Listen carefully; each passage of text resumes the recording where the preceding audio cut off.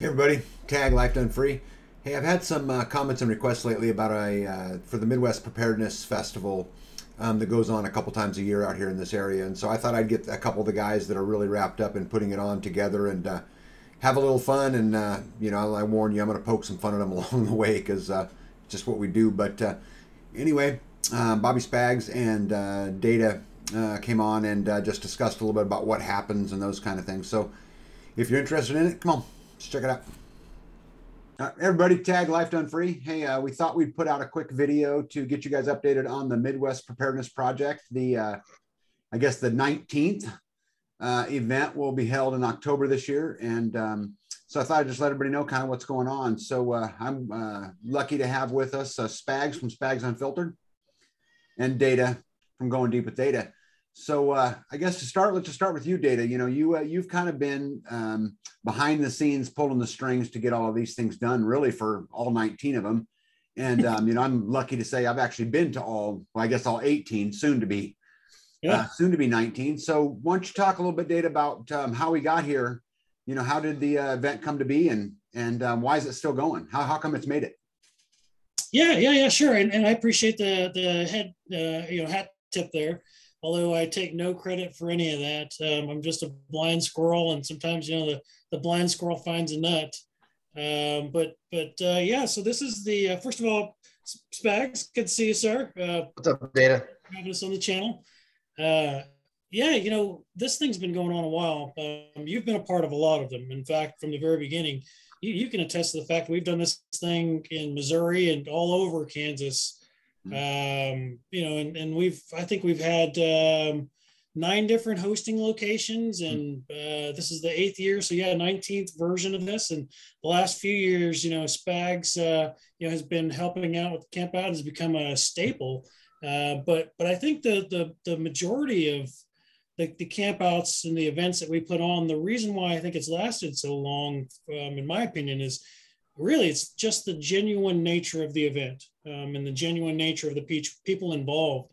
We have been, or at least I think we've tried, those of us that have put this on, and I speak only for myself, there's probably a dozen people now that have been what we refer to affectionately as tag trained into running the camp out. And it's every one of those people, and I know they're all out there, and come to the event this fall, you'll meet several of them.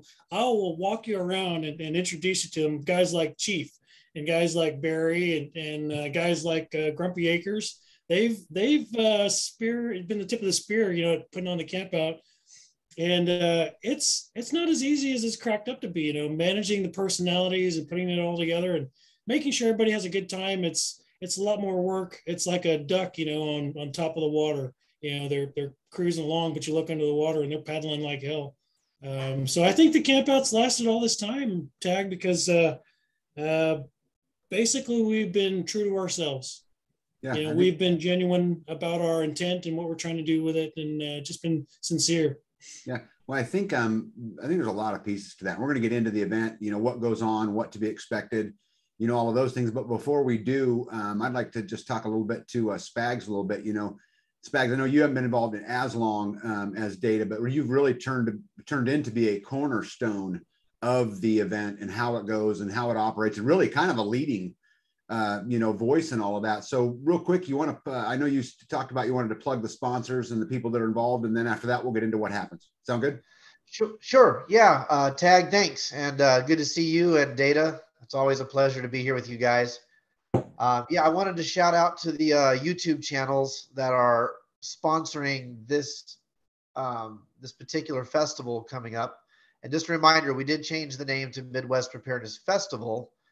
That way it would encompass more than just sleeping on the ground. So let's Tag, obviously you guys at Life Done Free are our sponsor. We have the Bug Out channel, that's a sponsor. We have Grumpy Acres Farms, that's a sponsor.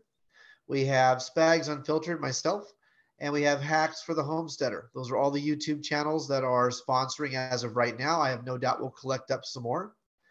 And then we have EMP Shield, Harrison Shooter Supply, Grid Down, the Hoffman Grist Mill, Practical Survival, Tom's Prepper Hub, and Clear Creek Trading Post, who are all also throwing items or services into the ring to help make this next festival the best one yet. So that's 12 that we have so far, and we potentially have some others on the way as well.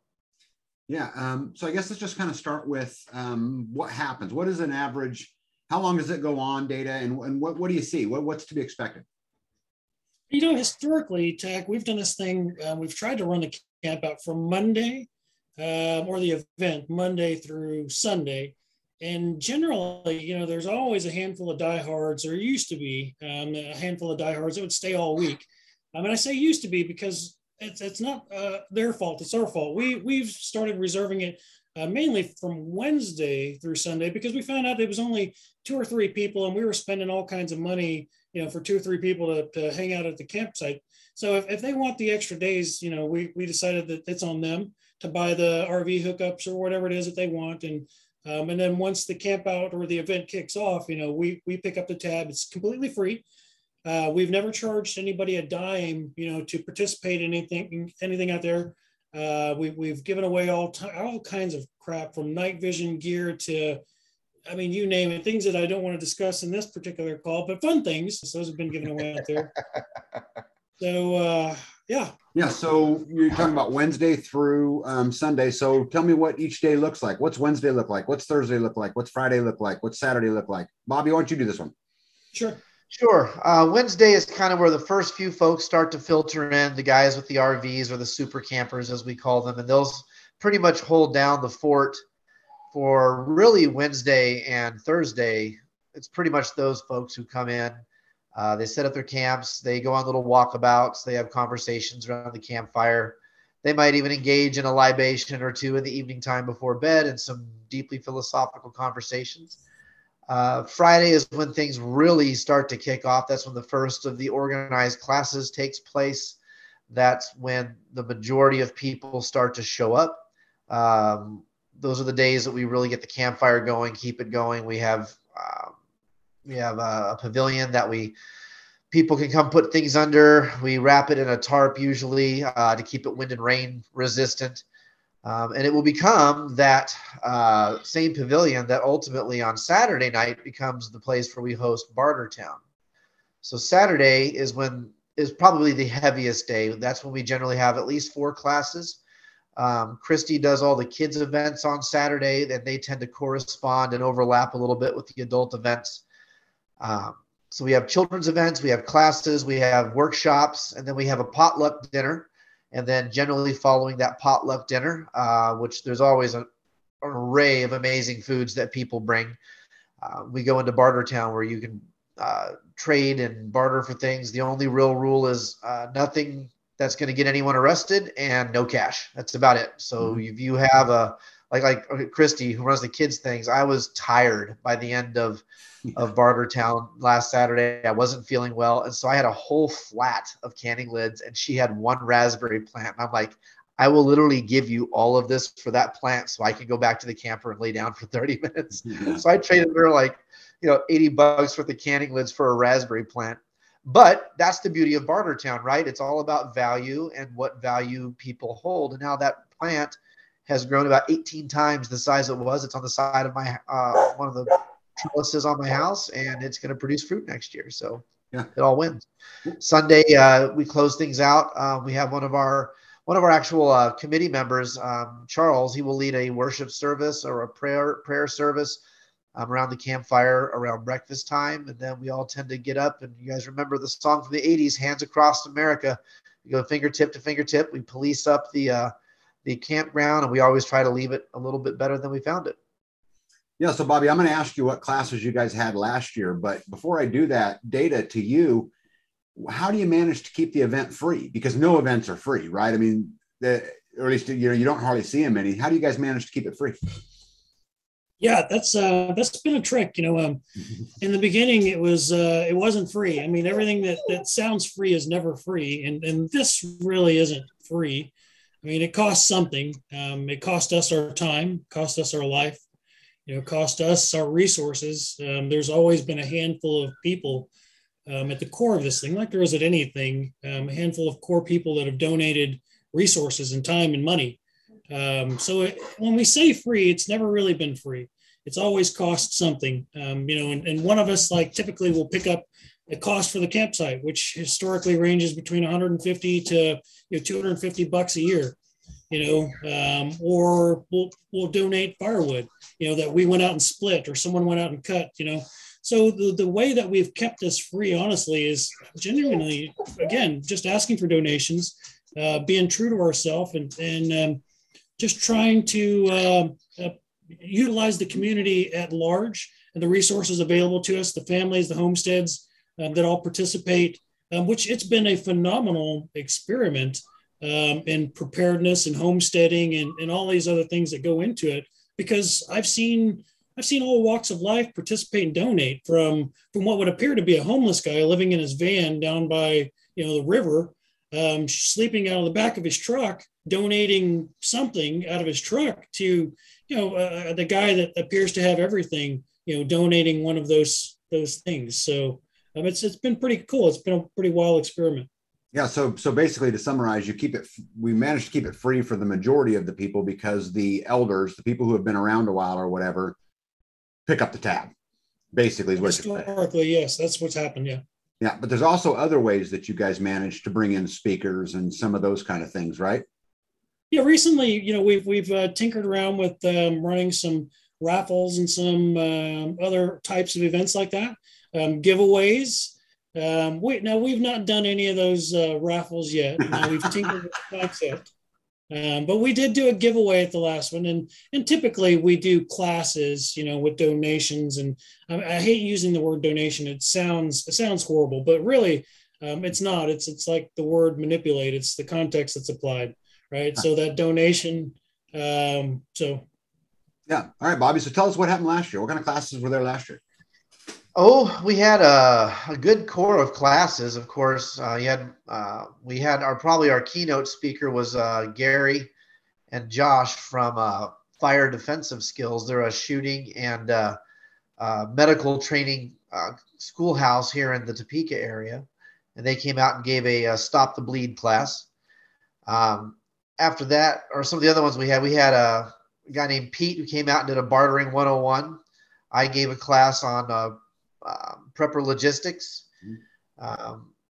Let's see. Oh gosh, now I'm having to think about it. What was the hell? I can't think of the fourth class. I'm drawing a complete blank right now. There's me, Pete, Fire Defensive. Data, help me here. Who was the fourth class? I can't remember without looking at my notes. Yeah, sorry about that. I my puppies attacked me. I got a couple of German Shepherds, and someone opened the door, and they stormed in the room because they were trying to scratch the door down. And then my son came in here and deposited something. So yeah, we had a handful of people. So we had Mr. Spags, we had Pete Rafferty give a bartering class. Yeah. We had the guys from. We have me, Pete, and we had Fire Defensive. Who was the fourth class? I'm like literally clawing at my eyes trying to figure it out. Yeah, I think it was you're thinking of Christy, and Christy did her thing. Christy did several classes. I've got this class schedule pulled up here. Hang on, I can tell you exactly what the other. Yeah, because Christy did a shelter class with the kids. They did a. Yeah, she ran 4 concurrent classes along with all the adult classes. But my class was on Friday night. So we did a bartering 101 class. We did a prepper group logistics class. We did a group dynamics class, but I think that one kind of got shelved. I think that's what you're thinking of. And then we ended up doing the fire defense class. And then that's right. Charles Scarborough was going to do his communications. Right. Charles Scarborough. That's right. Same guy who leads the worship service. God, he's going to kill me for forgetting that. Man, I can't believe I forgot it. The curse of growing old. Yeah, I like Christy's blanket challenge, where all the kids were sat on a blanket, and the last one to get up got $20. That was great. That's the cheapest $20 anybody's ever spent. Talk about good parenting, right? Except all good things like that, they all come to an end. And it's funny that you bring that up.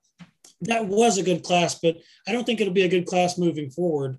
And the reason I say that is because, like rules and all things that surround rolls. They're meant to be bent and sometimes broken. And so the kids, the blanket game it's so everybody that's watching this, it's basically it's a gimmick. It's a scam. Don't tell the kids. But we basically put blankets down on the ground, and the kid that stays on the blanket the longest gets the $20. And it's fun because they're all like, "Ooh, I'm going to stay on the blanket the longest." And so they're all competing with each other to keep each other on the blanket. Well, last year they figured out the secret sauce, and they all conspired and was like, "All right, we're going to split it. You're going to get $5. I'm going to get $5. I'm going to get $5. I'm going to get $5. And we're all going to get up at the same time." You know, and then people. So like, well, screw those people. We'll just push them off. So, anyways, they figured it out, and they gamed the system. And I don't know, we'll have to come up with something new. But no. Isn't that great though? Yes, that is the free market at work. I don't mind that a bit. Yeah, except that is the free market at work. Now they're all going to get off the blanket at the same time and just split the $20 in 5 minutes. Yeah, now we have to change it. Now we have to change it to something else where they I wasn't expecting this. You know, you just got to make it a dollar amount that isn't split evenly, so they have to debate who gets the most money. Yeah, yes. Yeah. Right? And again, change the dynamic. That's what I mean. We just have to tweak $23.72. Yes, this is like the Hunger Games. Like every season, it just gets harder. Right. Yeah. Right. Yeah. Well, guys, there's a lot of things about the camp out that I really enjoy. Like I said, I've been to pretty much most of them, or I guess all of them up until this point. And it's neat to get up in the morning and grab my coffee cup and go figure out who has coffee, and they're always welcoming to fill my coffee cup or whatever it is. They're great people. We have a great time. It's not weird. There's not a bunch of weirdos out there. It's just a bunch of families running around, and some, there's fishing and there's all kinds of things that go, that go on out there. But I really just like the camaraderie and those kind of things. So I guess before we go, Bobby, what else do you want to tell us about the camp out? Or I'm sorry, the festival, because you changed the name. The festival. Yeah, the festival. We're planning some big stuff for this year, so come prepared. We are going to change up how we do the prize tickets. Last year, we instituted a monetized prize ticket system to essentially pay for the camp out and the festival and the whole event. That way, it was no longer being shouldered by just a handful of folks, and it worked out fabulously. But this time, we're going to change up how things go. Last year, it was $10 per ticket. This year, we're going to reduce that down to $5 per ticket, and everybody gets one free ticket when they show up. Mm-hmm. So that way the folks who don't have, who spend what little money they have coming down and paying for gas to get to the event will still be able to participate. Mm-hmm. Yeah. Data, anything you want to add about as far as the camp out? Yeah. So just anybody watching this, you don't have to come the whole time. You don't have to show up Wednesday and stay till Sunday. You don't have to participate in every class. You don't have to sit through every speaker. Your kids are welcome, and there are things for your kids to do. There are a lot of people running around looking out for everybody. It really is like a big family. And there are a couple of weirdos, and you'll have to excuse me because I'm probably one of them. But I'm not that weird. I'm not as weird as anybody else. I'm certainly not as weird as either one of you guys. But I'm weird in and of myself. So it's fine. Everybody out there is weird in their own little way. We all have our own little quirks. Just show up. Just participate. Be a part of it. Actively be a part in your mag and in your network and in your group and in your area. Yeah. So September 28th through October 2nd, held at Lake Perry, just north of Perry, Kansas. It is Slow Creek Campground, group campsite G2. And we will all be there. I will link in the description the Facebook and the MeWe page right down below, so that if you want to find it, you can find it. And obviously, anybody out there, I've said my email address a million times, tagandbe@lifedonefree.com. You're welcome to email me, and I'll be happy to send any information on as well. So I guess until then, guys, like I always say, hold the line, don't give an inch. Thank you guys for coming. Appreciate it, guys. Catch you guys on the flip side.